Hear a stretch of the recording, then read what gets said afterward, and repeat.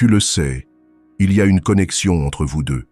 La façon dont elle te regarde, les moments que vous avez partagés, c'est indéniable. Et pourtant, quand les conversations s'arrêtent, c'est toujours toi qui dois faire le premier pas. Pourquoi? Pourquoi ne prend-elle jamais l'initiative, même quand tu es certain qu'elle ressent quelque chose elle aussi? Ce n'est pas seulement le silence. Ce sont toutes ces questions sans réponse, cette frustration de ne pas savoir ce qui se passe dans sa tête. Mais voilà le retournement. Ce n'est pas juste un dilemme amoureux, c'est une partie d'un schéma bien plus profond, universel, enraciné dans le comportement humain. Un schéma que tu peux apprendre à comprendre et même à utiliser à ton avantage. Aujourd'hui, on va plonger dans cette dynamique en mêlant les éclairages modernes et les anciens principes du stoïcisme, une sagesse millénaire qui peut t'aider à transformer la confusion en clarté et à reprendre le contrôle du récit. Première, l'illusion de l'attraction sans effort.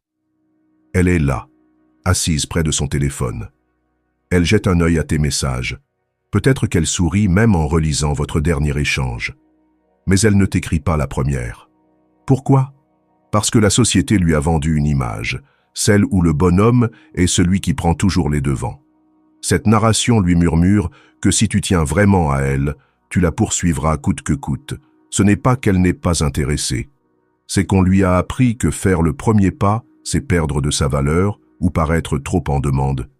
Et finalement, sa peur du rejet la pousse au silence, malgré ce qu'elle ressent. C'est ici que le stoïcisme entre en jeu. Son hésitation, tu ne peux pas la contrôler. Ce que tu peux contrôler, en revanche, c'est ta réponse. Plutôt que de laisser son silence affecter ta valeur personnelle ou te pousser à trop en faire, choisis la patience et le respect de toi. Beaucoup d'hommes tombent dans le piège de croire que l'effort acharné est une preuve d'amour. Mais poursuivre quelqu'un jusqu'à l'épuisement ne prouve pas ta valeur, cela l'efface. Les femmes, comme les hommes, sont attirées par la force tranquille et l'équilibre. Si elles t'apprécient vraiment, ta patience et ton assurance l'inciteront à te rejoindre à mi-chemin.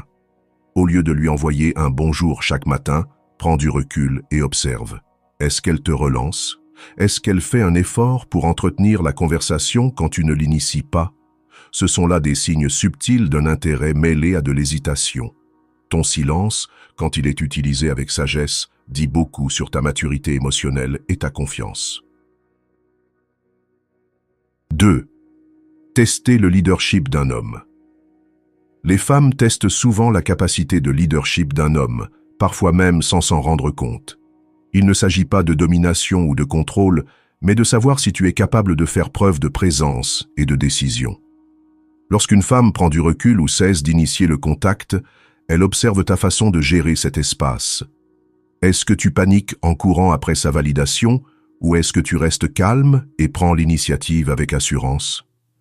Imagine qu'elle t'envoyait des messages chaque matin pour te souhaiter une bonne journée, puis du jour au lendemain, ces messages cessent. Beaucoup d'hommes réagissent alors de deux façons. Soit ils paniquent et l'inondent de messages, soit ils supposent qu'elle a perdu tout intérêt et disparaissent. Aucun de ces comportements ne démontre du leadership ou de la sécurité émotionnelle. Les femmes ne cherchent pas un homme qui les supplie, ni un homme qui s'efface. Elles sont attirées par un homme stable et proactif, qui ne se laisse pas déstabiliser par l'extérieur. Plutôt que de réagir avec panique, imagine une réponse simple comme « Je remarque qu'on n'a pas trop parlé cette semaine. Que dirais-tu d'un dîner vendredi? Il y a un endroit que je voulais t'emmener découvrir. » Ce message montre de la confiance, de l'attention et du leadership. Tu es intéressé, mais pas dépendant. Tu es réfléchi, mais pas réactif. Le vrai leadership ne consiste pas à contrôler son comportement ou exiger qu'elle fasse le premier pas. C'est le fait de se présenter avec calme et intention, peu importe ce qui se passe autour. Quand tu agis depuis un centre intérieur stable, tu envoies un message puissant. 3 signaux mal interprétés. L'une des plus grandes raisons pour lesquelles une femme ne te contacte pas, même si elle t'apprécie, c'est parce qu'elle n'est pas certaine de tes sentiments. Décomposons cela. Les femmes, tout comme les hommes, recherchent de la clarté dans les situations amoureuses. Mais si tes actions envoient des signaux contradictoires, cela crée de l'incertitude. Elles commencent alors à douter d'elles-mêmes. Il m'a souri, mais n'a pas donné suite. Est-ce que j'ai mal interprété? Ou encore, on a eu une super conversation, mais depuis il est distant. Est-ce qu'il m'aime bien ou pas? Il m'a envoyé un message, puis soudain il semble se retirer. Est-ce que je perds mon temps?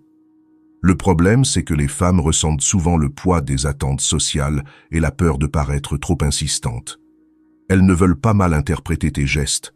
Donc, si ton comportement laisse place au doute, elles préfèrent se replier dans le silence plutôt que de risquer le rejet ou l'embarras. Même si elle est vraiment attirée par toi, un manque de clarté de ta part peut la faire hésiter. C'est là que le stoïcisme offre une perspective transformatrice. Marc Aurèle disait « Si ce n'est pas juste, ne le fais pas. Si ce n'est pas vrai, ne le dis pas. » Appliqué aux relations, cela revient à une règle essentielle. La clarté est la base de la confiance et de la connexion. Ton rôle n'est pas de jouer à des jeux ou d'envoyer des signaux flous, mais de communiquer tes intentions avec clarté et confiance. J'espère que ce message t'a été utile. Si tu as aimé la vidéo, je te serai reconnaissant de laisser un j'aime et de t'abonner. Si tu te retrouves sans mots, écris simplement « J'apprends » pour montrer que tu fais partie de la minorité qui a suivi la vidéo jusqu'à la fin. Merci beaucoup pour ton attention et à la prochaine.